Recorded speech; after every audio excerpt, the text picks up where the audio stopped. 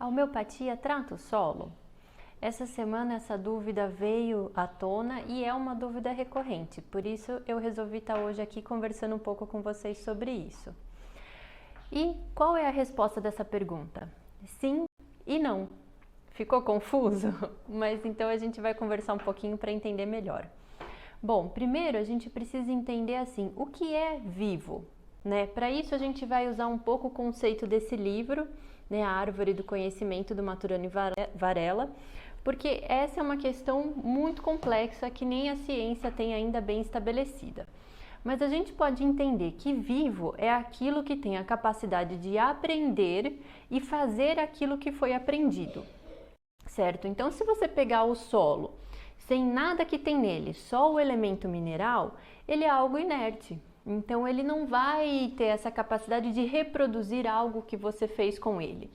Mas, quando você coloca os elementos que estão nele, desde os micro-organismos, bactérias, fungos, plantas, daí você começa a perceber que sim, esse conjunto, essa interação de seres, de indivíduos que vivem no solo, fazem o solo ter a capacidade de responder aos estímulos que você está levando para ele. Daí esse é um ponto. O outro ponto é, a homeopatia ela só age no vivo. Então, se você aplicar a homeopatia só no solo, no mineral ali, o resultado não vai ter. Por quê? Porque você precisa do que a gente chama de força vital, que é o quê? A força vital é o quê? É a auto-organização. Voltamos de novo nesse livro.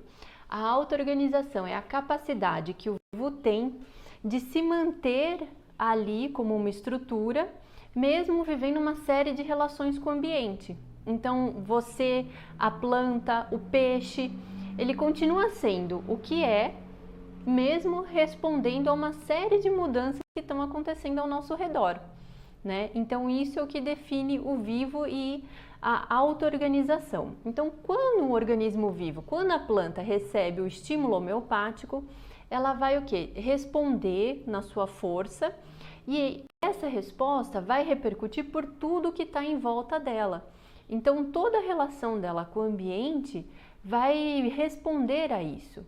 Então, sim, a homeopatia age no solo através da planta estimulada, porque é essa planta que vai produzir substâncias, metabólitos, uma série de coisas que vai atrair organismos que são interessantes para ela, vai combater organismos que não são interessantes a ela, vai trabalhar a estrutura do solo para poder facilitar a absorção de nutrientes.